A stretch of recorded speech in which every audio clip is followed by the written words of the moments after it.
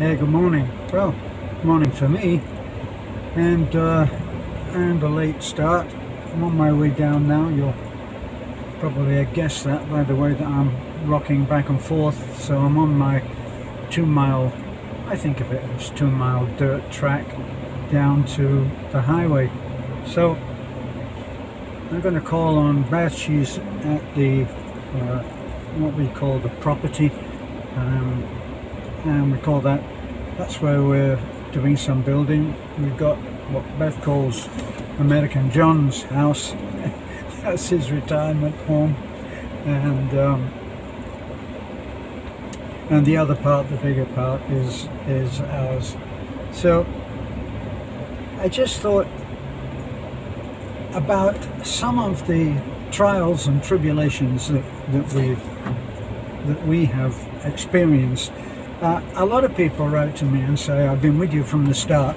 Well, been with you from the start, and I've seen all of the challenges that you face. So what's the secret? The secret is persistence. And no matter what has been thrown at us, and a lot has been thrown at us, we're still here. So one of the lessons that I learned very early on, when I was writing, I've written a few books, collections of short stories, which I enjoy the short story genre. So I'm sitting there thinking at home in Fort Myers, there must be some little secret that will just propel me to success. And I looked at a few, if you go on YouTube, you can find a lot of success stories. Now, success stories are very important. Listen to Arnold Schwarzenegger. He will tell you, you've got to have a goal, you've got to have a dream, and then you just got to work hard at doing that. So persistence. So always the lesson, the basic root lesson is persistence. So I do a video like this for people who are out there thinking they're on their own. Yeah, you're on your own, but your problems are not unique to you. Everybody has those problems. It doesn't matter whether you're an Arnold Schwarzenegger in the making, or whether you're a John Steinbeck writer in the making. It doesn't matter. The problems are the same. So, what have some of the other people said? What was I thinking when I was sitting on my own in Fort Myers, wondering what the hell was the secret? I looked at Arnold Schwarzenegger. Arnold Schwarzenegger, I have his talk on success, why the 98% of most people, or 70% of them, don't like their job.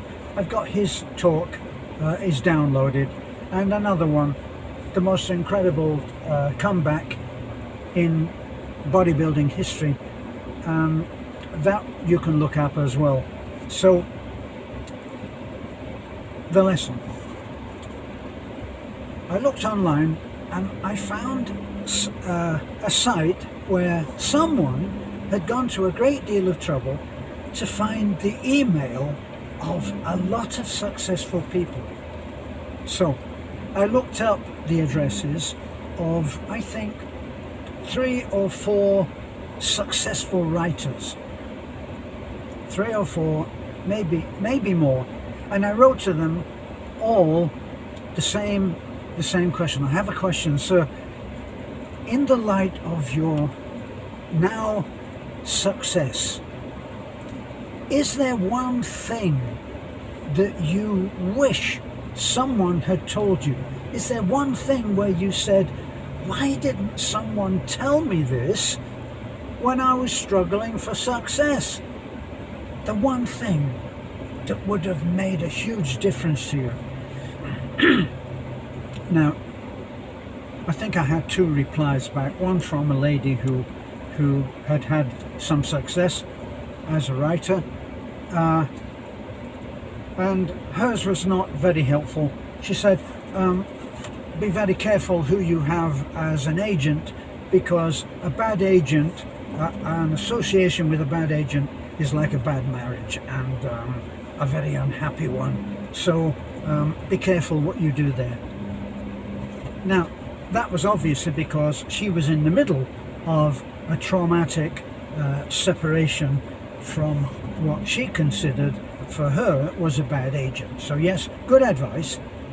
But the next one, I wrote to a guy who, in his credits, he had been a writer on a few of the successful X-File TV programs. Now, X-File was a huge success, and he had been a successful writer on some of the good shows, because they don't just rely on one writer, they have lots of writers, and he was one of them. And he said, in answer to your question, easy to answer this question, persistence. He said, you just keep on. This is what Sylvester Stallone showed. He was asked, what's the secret? You're incredibly successful. What's the secret? He said, what can I tell you? There is no secret. You try, and you try, and you fail, and you try again, and you fail, and you try again, and you keep on trying. Persistence. So, my respondee said, easy, persistence. You just keep on trying. He said, no one gave me anything. I earned every item of success that I've had. I earned it by working. He said, I have friends who are every bit as good, if not better, writers than I am. But they quit.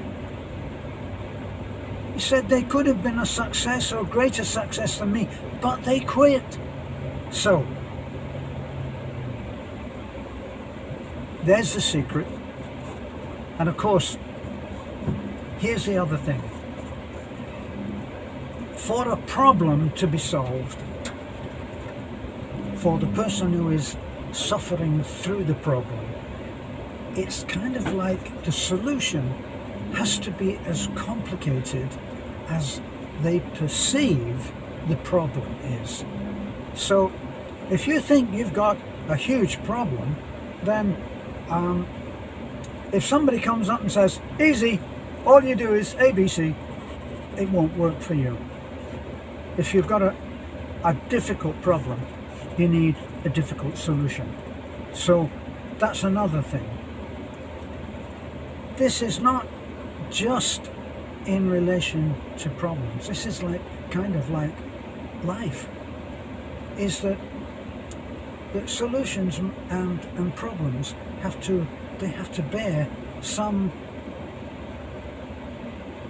proportional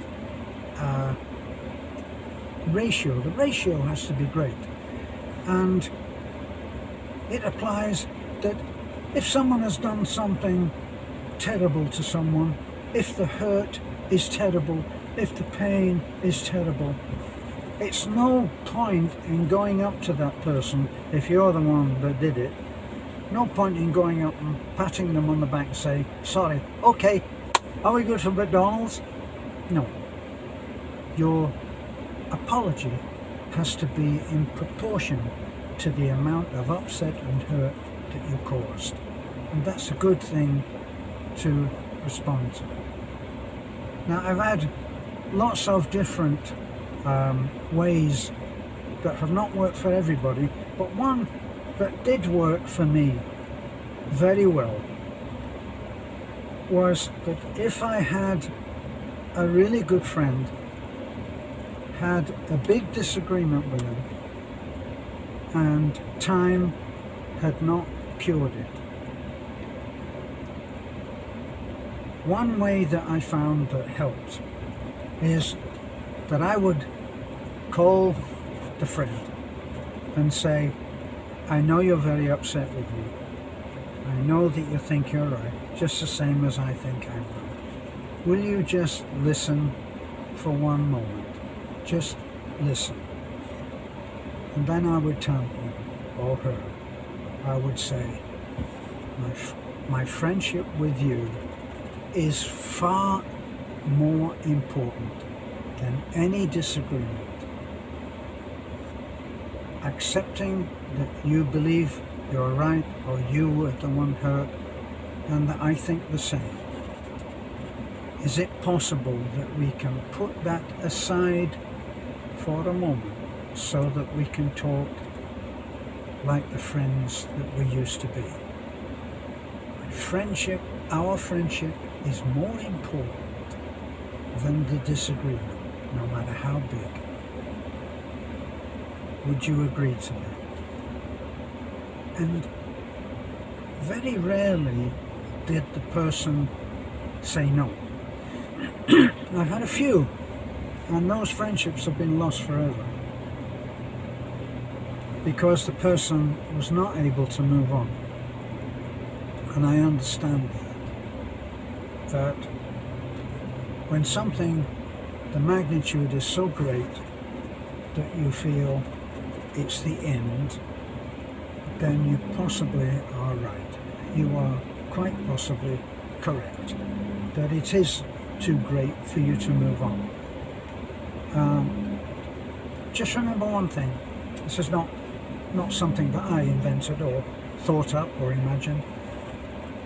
But they say that withholding forgiveness from someone who has hurt you, I'm not talking about going back and being kissing buddies again, but the forgiveness. Withholding the forgiveness from someone is like taking the poison pill that you hope will kill them. It's not going to happen. The withholding of forgiveness is a poison that will only affect you, because sometimes it is that they're not even thinking of you.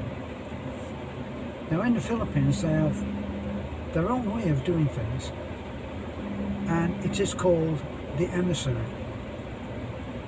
An emissary is a go-between. A go-between. Someone who has no vested interest in you winning or the other person winning,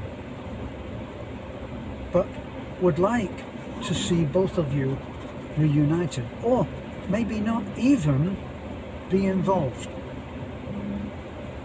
And what the emissary does, the emissary goes to two people, between two people, goes to person A and person B separately, and broaches the subject to A. He goes to this person, he goes to A and says, how's it going with that disagreement, and so on, so on. And he sort of tests it out, you know, how great is the upset, you know. Now if it's a great upset, he might just gently say, I wonder if it could ever be resolved. Do you ever see that maybe it could be resolved? Didn't you used to be great friends at one time? Didn't you do this together? Didn't you do that together? Didn't you have fun doing that? And he kind of re-energizes some of the good stuff that was between them. And if he perceives a softening, he goes to B. Now to B, who may have initiated this emissary, he says, you know, it seems like there's a little bit of a softening up there. Maybe it's not going to be impossible. Turning the AC down. Maybe it's not going to be impossible to reignite that friendship. So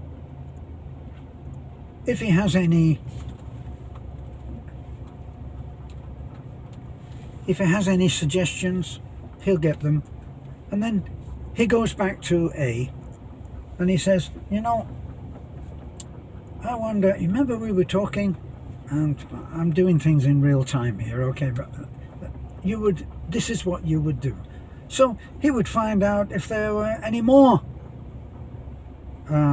things that the man was softening on, because it seems like A, in the example that we're doing, A is the hard one. So then he says, I wonder if B were willing to, I don't know, maybe, if not apologize, if he would be, at least, if he saw you in the street, would he say hello? Would you say hello? And gradually he picks at the problem. And then finally, he'll get to a point where A will agree to meet B, and B will agree to meet A. And then he organizes that so that they will meet, and makes the suggestion that they should have a ceasefire and not come out fighting. So that's the emissary. And all of this can all be equated to the whole thing about success and how to achieve it.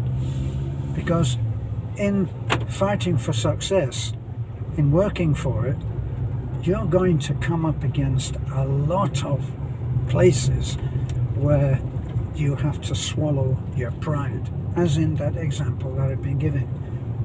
Now, there was a man, a writer called, Castaneda. His name was Castaneda. And Castaneda, I can't remember his first name. He went and he studied with a Mexican guru, a wise man, a seer, one who was recognized as being very wise. And he went and he studied with him. He, in a way, he became his whipping boy, because the guru was not kind to him. The guru was hard. You want to learn?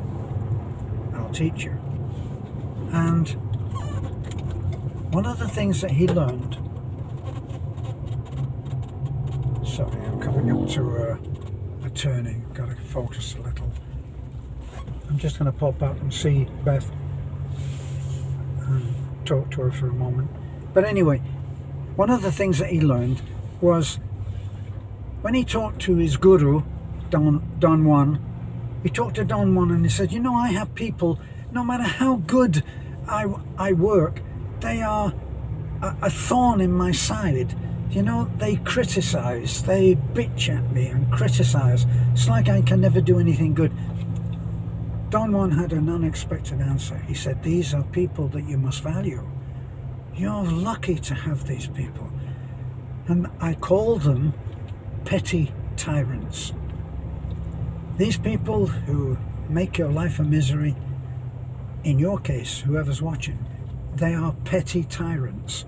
These are people who it seems you cannot please. They have no filters. They're brutal in their criticisms of you.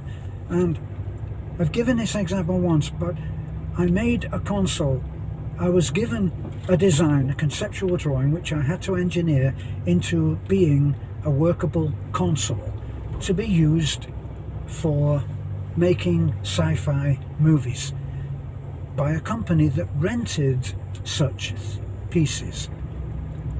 I worked very hard and I made, if I say so, a beautiful console. You can see it, I think, on the site of this company, which was Modern Props. Not sure that they are still in business now, but I took the piece in and I showed it to the owner, and the owner admitted grudgingly that it was a nice piece, but he brought two of his right-hand men whose opinions he trusted, and they loved the piece. But the boss, who had an evil eye, said, this part of it is not square. Part of the commission was that it should have 2 apertures, squares, that would take a monitor, and they had to be square. And he said, I'm looking at them, they're not square. And they tried to say, John, it's a great piece, you know, and all of this. And he said, bring me a set square used to find out whether things are square or not. And they brought him a set square, and he put it into the aperture that I'd made in this console. And sure enough, it was an 1/8 of an inch out of square. Now, 1/8 of an inch, look at this. This is an 1/8 of an inch. So he was right. And he wasn't kind. And I was about to say to him, you know what? He was going to pay me for that one, but I wouldn't get the whole commission of another 10 to make. This was the prototype. And I was about to say to him, you know, why don't you stick this piece where the sun don't shine, and I'll help you. And I remembered about Don Juan, and I remembered about petty tyrants, and I thought, this man is my petty tyrant. And if I can please him with his incredibly high standard for work, I will be the beneficiary. And that's what I did. I kept my mouth shut. And his 2 advisors said, John, he'll have that, this is just the piece to show you. Let him do the others. And I got the commission for building 10, and he bought the prototype as well.